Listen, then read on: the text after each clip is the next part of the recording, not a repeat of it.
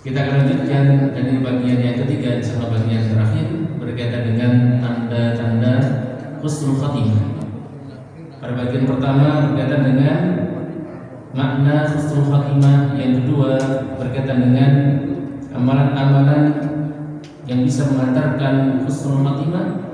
Pada kesempatan ini kita akan membahas berkaitan dengan tanda-tanda seseorang itu meninggal dalam keadaan husnul khatimah.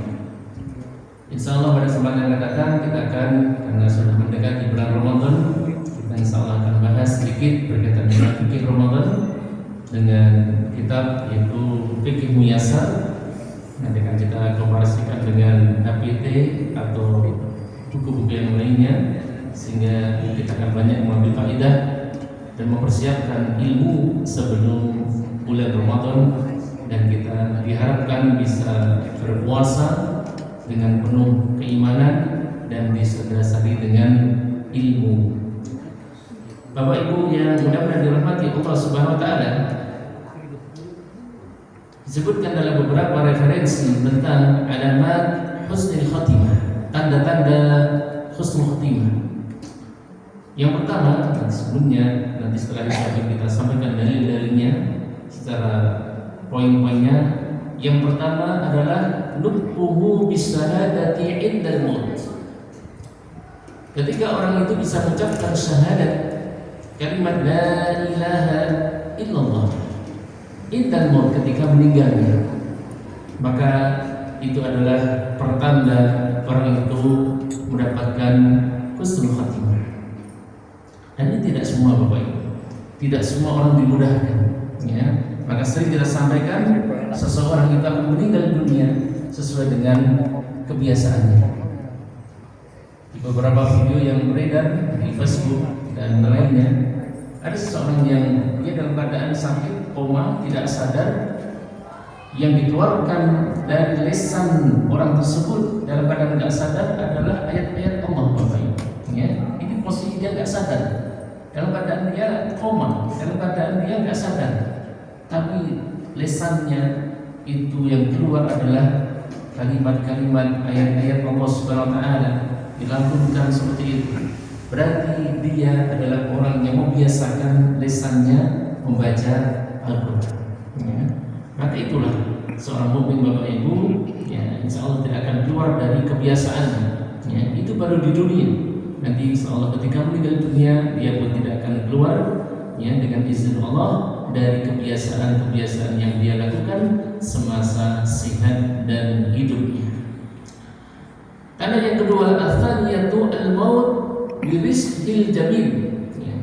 Ketika dia meninggal dunia berkeringat pada al-jamil, yaitu dahinya berkeringat. Ya, ya, ada salah satu adalah ilahnya adalah karena dia memang merasakan, ya, penderitaan agar membebaskan yaitu dosa-dosa, ya, sehingga dia memang mengalami hal yang seperti ini, ya, sehingga diharapkan dia nanti tidak mengalami hambatan lagi nanti di hari kiamat, ya, sudah dirasakan di dunia, ya, dan ini salah satu hikmah Bapak Ibu.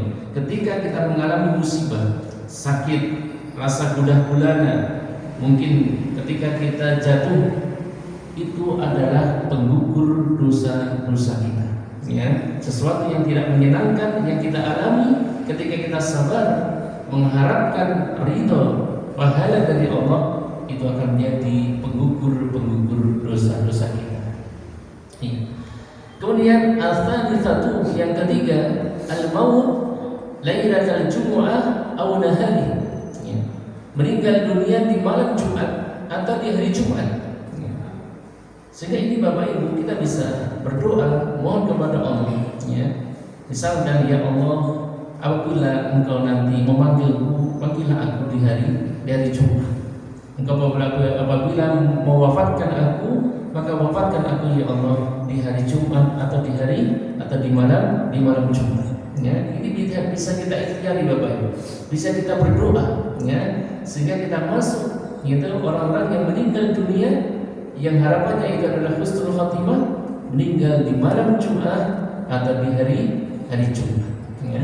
Dan ini adalah sebuah karunia dari Allah Subhanahu wa taala apabila seseorang itu meninggal dalam keadaan yaitu meninggal di malam Jumat atau di hari Jumat. Ar-rabi'atu yang keempat, al-istishhadu fi sahatil qital. Ini insyaallah jelas Bapak Ibu, orang yang meninggal dunia ya, dalam keadaan perang, di medan perang, fi sahatil qital, dalam keadaan di medan perang, berperang di jalan Allah ya. Maka insyaallah diharapkan orang tersebut meninggal dalam keadaan husnul khatimah ya, husnul khatimah. Nah, orang yang meninggal dunia di medan perang Bapak Ibu ya, maka insyaallah harapannya adalah meninggal dunia syahid secara hukum dunia dan hukum akhirat. Secara hukum dunia dan hukum akhirat. Iya. Nanti ada beberapa yaitu orang-orang yang dihukumi dengan syuhada, dengan syahid, walaupun dia tidak meninggal dalam keadaan berperang, tapi dia dihukumi syahid, tapi syahid secara akhir. Adapun pengurusan jenazahnya nanti sebagaimana, yaitu orang yang meninggal dunia seperti biasa, tapi dia syahid, ya, tapi dia syahid, syahid secara akhirat, tapi tidak secara dunia, ya. Atau syahid secara dunia, tapi tidak secara akhirat. Kebalikan. Tadi yang kedua ini, contohnya orang yang berperang, tapi niatnya tidak baik, niatnya hanya untuk, ya, dikatakan seorang pemberani, ya, orang yang gagah, tapi niatnya bukan karena Allah, ya. Ini orang seperti itu ketika meninggal dunia di medan perang, kita hukumi dia syahid secara dunia, Artinya apa? Dikelompokkan kepada orang-orang yang syahid, ya, tidak dimandikan, ya, seperti itu, tidak dikafani. Ya. Ini digolongkan. Walaupun secara akhirat, ya, itu adalah dia tidak syahid. Karena apa? Niatnya yang salah. Ya, niatnya yang salah. Jadi ada syahid secara dunia dan akhirat, ada syahid secara akhirat saja, ada syahid yang hanya secara dunia, ya, secara dunia. Bapak Ibu yang mudah-mudahan dirahmati Allah SWT, as-syuhada katsirun, orang yang meninggal dunia memperoleh derajat syahid adalah banyak. Di antaranya adalah al-mautu bit-ta'uni, ya. Orang yang meninggal dunia karena wabah atau ta'un, wabah, banyak penyakit, banyak wabah, meninggal dunia, maka itu insyaallah meninggal dalam keadaan syahid, ya, dalam keadaan syahid. Kemudian al-mautu bida'il batni, orang yang meninggal dunia karena sakit perut, ya, sakit perut. Sehingga Bapak Ibu, ini adalah sebuah, ya, di balik banyaknya syahid seperti ini, di balik rahmat Allah Bapak Ibu, ya, adalah kita merasakan betapa Allah itu Maha Pemurah, ya, Maha Pemurah. Orang yang kena runtuhan nanti bisa dikatakan syahid, orang yang mati karena sakit perut, ya, karena taun, karena wabah, ya, dikatakan juga syahid. Tapi kan sampai kita sampaikan Bapak Ibu, syahid, ya, secara akhirat, ya, tidak secara dunia. Artinya pengurusan jenazahnya nanti sebagaimana yaitu layaknya kaum muslimin, ya, kaum muslimin. Ya, jadi bida'il batni, yaitu dengan penyakit perut, ya. Kemudian yang selanjutnya yang dikatakan dengan syahid al-mautu bil gharqi wal hadami, ya, meninggal dunia karena tenggelam, karena tertimpa reruntuhan gempa Bapak Ibu, ya. Orang muslim meninggal dunia, ya, dalam keadaan dia tenggelam, ya, di laut misalkan, atau karena runtuhan, karena gempa, maka diharapkan dia yaitu adalah orang-orang yang mati dalam keadaan syahid, mati dalam keadaan baik. Ya. Kemudian yang selanjutnya al-mautul mar'ati, yaitu mautul mar'ati fi nifasiha bisababi waladiha. Meninggalnya seorang perempuan, seorang ibu, ya, fi nifasiha, karena nifasnya dengan sebab anaknya keguguran, misalkan melahirkan, kemudian ibunya meninggal dunia, ya, atau karena dia keguguran, akhirnya ibunya kehabisan darah, akhirnya meninggal dunia, ya, baik anaknya selamat atau tidak, akhirnya ibunya meninggal dunia, maka insya Allah ibu yang seperti ini adalah ibu yang meninggal dalam keadaan syahid, ya, karena melahirkan itu adalah berat. Ya, makanya dibalik salah satu yang diwajibkan kita adalah berbakti kepada orang tua, wabil khusus kepada seorang ibu. Karena ibu, karena perantaraan ibu, ya, wasilah seorang ibu kita lahir di dunia, ya. Sehingga disampaikan bahwasanya seorang anak tidak akan bisa membalas kebaikan seorang ibu, tidak akan bisa membalas kebaikan seorang ibu walaupun satu jeritan ketika dia melahirkan, ya, melahirkan tidak akan bisa, Bapak Ibu, ya. Maka ada pepatah Arab mengatakan al-jannatu tahta aqdamil ummahat, ya, bahwasanya surga itu ada di bawah telapak kaki ibu, ya. Artinya apa? Anak itu bisa masuk surga dengan cara dia berbakti kepada seorang ibu. Tapi kebanyakan banyak anak yang durhaka kepada siapa? Kepada seorang ibu, ya. Karena nanti menjelang hari kiamat atau tanda-tanda hari kiamat bahwasanya disebutkan antahidal amatu rabbataha, ya. Ketika ada seorang amah, budak perempuan melahirkan anaknya. Sebagian ulama masalah Syekh Utsaimin juga menafsirkan, memberikan penjelasan makna adalah banyak anak durhaka kepada orang tua, ya, menjadikan orang tua seolah-olah sebagai budak, ya, atau nanti banyak budak di akhir zaman, ya, seperti itu. Jadi intinya adalah anak banyak yang durhaka kepada orang tua, uququl walidain, ya, durhaka kepada orang tua, wabil khusus kepada seorang ibu, ya. Sehingga melahirkan itu adalah penuh dengan pengorbanan, ya, pengorbanan. Sehingga ketika ada sahabat yang bertanya, ya Rasulullah, wahai Nabi, wahai utusan Allah, man ahakun nasi bi husni sahabati, ya Rasulullah, siapakah orang yang layak berhak untuk aku berbakti kepadanya? Umuka, ibumu. Tsumma, kemudian siapa lagi ya Rasulullah? Umuka, ibumu. Kemudian siapa lagi ya Rasulullah? Umuka, ibumu. 3 kali, ya. Kemudian siapa lagi ya Rasulullah? Abuka, bapak. Karena apa? Ibu dia yang, ya, telah mengandung selama 9 bulan 10 hari rata-rata, ya. Mari dilihat di video Bapak Ibu. Sekarang kemajuan sudah sangat canggih Bapak Ibu. Bisa melihat keadaan anak di dalam, ya, kandungan ibu. Dia sedang apa? Gitu. Terlihat jelas Bapak Ibu, ya. Masya Allah, ya. Jadi ketika anak itu dalam rahim, dia ada di 3 kegelapan.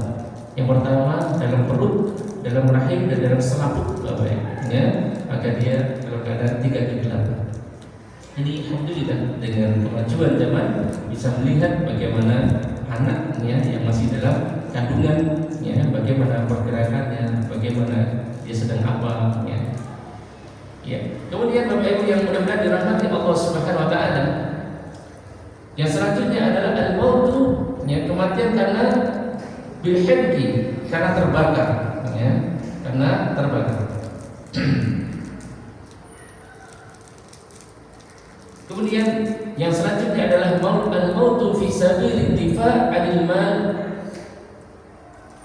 Orang yang meninggal dunia karena dia membela, yaitu hartanya, dia menjaga hartanya, ya. Al-muradu wasabahu atau wasbuhu, yang dimaksud adalah ketika dia mau dirampas hartanya, dia pertahankan hartanya sampai meninggal dunia, maka insya Allah dia termasuk orang yang meninggal dalam keadaan syahid, ya. Aksi yang banyak Bapak sekarang pegang, ya, ini kadang kita, ya, hati-hati juga Bapak Ibu ketika apa di jalan berdoa, ya, karena sebagian orang tidak punya rasa, ya, berkemanusiaan, nggak punya belas kasihan, sudah membegal masih melukai, ya, ya, dibacok, ya, diapakan, ya, masih diambil apa barangnya. Nah, ketika orang itu mempertahankan, ya, hartanya, entah itu dompetnya, entah itu HP-nya, entah itu uangnya, pertahankan, ya, sampai dia meninggal dunia, maka insya Allah dia adalah fisabilillah, orang yang membela hartanya, termasuk orang yang mati syahid, ya, mati syahid. Ya. Kemudian Bapak Ibu yang dirahmati Allah Subhanahu wa taala, al-mautu fi sabilid difa' 'anid-din wa nafsi. Sebagaimana juga membela harta atau mempertahankan hartanya orang yang meninggal dunia karena ad-difa', mempertahankan tentang agama dan jiwanya. Ya, misalkan orang itu mau dibunuh di tengah jalan, mau dibegal, mau dibunuh. Ya. Kan sekarang namanya fitnah Bapak Ibu. Ya, fitnah misalnya ketemu di jalan. Kita itu gak punya masalah, gak punya apa, gak kenal juga enggak. Tiba-tiba dia apa? Mengkeroyok, ya, membacok misalnya. Kalau dia bertahan, dia membela sampai dia mati, maka dia insya Allah termasuk meninggal dalam keadaan syahid, mempertahankan diri, membela jiwanya, ya, seperti ini. Atau ketika dia membela agamanya, jelas, ya, namanya membela yaitu agama Allah, diilai kalimatillah, untuk mempertahankan kalimat Allah Subhanahu wa taala, yaitu kalimat la ilaha illallah. Kemudian yang selanjutnya adalah al-mautu murabitan fi sabilillah, orang yang meninggal dunia karena berjaga-jaga di jalan Allah, ya, di perbatasan, ya, di tempat-tempat yang konflik, dia berjaga di situ, kok cuma ditembak atau dipanah, dibunuh, ya, dia meninggal insyaallah karena apa? Karena dia insyaallah pada husnul khotimah, karena dia telah berjaga-jaga di jalan Allah, mempertahankan negara. Bapak Ibu, ini termasuk apa? Ya, termasuk baik, ya, dan itu adalah dianjurkan. Kalau ada orang meninggal dunia dalam keadaan dia membela negaranya, mempertahankan atau menjaga, ya, agar tidak dirampas oleh orang-orang yang lain, maka dia termasuk insyaallah bisa bilillah. Kemudian yang terakhir yang kita sebutkan adalah al-mautu ala amalin shalihin, ya, orang yang meninggal dunia ketika dia beramal saleh, ya, beramal saleh. Maka Bapak Ibu, mari kita berusaha, ya, untuk apa? Untuk banyak membiasakan kebaikan, ya, lisannya banyak zikir Bapak Ibu, amalan yang insyaallah mudah, dengan izin Allah dimudahkan. Kita zikir dimanapun berada, di masjid, di pasar, di jalan, di kantor, ya, di sawah, di kebun, ya, kecuali di kamar mandi. Kita bisa zikir Bapak Ibu, berbanyak istighfar, baca subhanallah, walhamdulillah, wa la ilaha illallah, Allahu akbar, ya, atau yang lainnya. Amalan yang insyaallah, ya, dengan izin Allah dimudahkan, ya, seperti itu. Kemudian kita masuk pada dalil yang kita sampaikan berkaitan dengan beberapa hal, ya, ada sekitar 18, ya, 18 tanda-tanda orang itu meninggal dalam keadaan meninggal husnul khotimah. Yang pertama adalah fa'amma an-nutqu bisyahadatain indal maut. Ketika orang meninggal dunia dengan mengucapkan dua kalimat syahadat ketika meninggal dunia. Dalam riwayat Imam Abu Dawud dan Imam Ahmad, ya, bahwasanya Nabi Muhammad SAW mengatakan, man kana akhiru kalami la ilaha illallah dakhala jannah. Barang siapa yang akhir ucapannya adalah kalimat la ilaha illallah, ya, Bapak Ibu, jangan mengucapkan kalimat la ilaha illallah.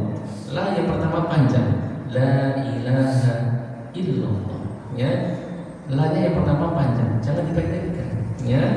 Karena Bapak Ibu, dalam bahasa Arab, la panjang dan la pendek itu maknanya berbeda. Ya. La panjang artinya tidak, ya, tidak. La pendek artinya sungguh, ya, sungguh. Maka penting Bapak Ibu, apalagi dalam baca Quran, mana la yang panjang, mana la yang pendek, ya. Karena nanti sangat fatal sekali. Misalkan dalam surah Al-Adiyat misalnya, ya, la yang terakhir itu la khabir, ya, la-nya pendek, sungguh Allah itu maha mengetahui. Kalau dibaca la khabir artinya Allah tidak mengetahui, ya. Bagaimana sangat kontradiksi antara pengucapan, ya, padahal cuma beda panjang dan pendek, ya. Di Indonesia tidak Bapak Ibu, ya, namanya misalkan Budi mau dibaca Budi sama maknanya, Budi sama. Tapi bahasa Arab Bapak Ibu, apalagi Quran, ya, panjang pendek sangat mempengaruhi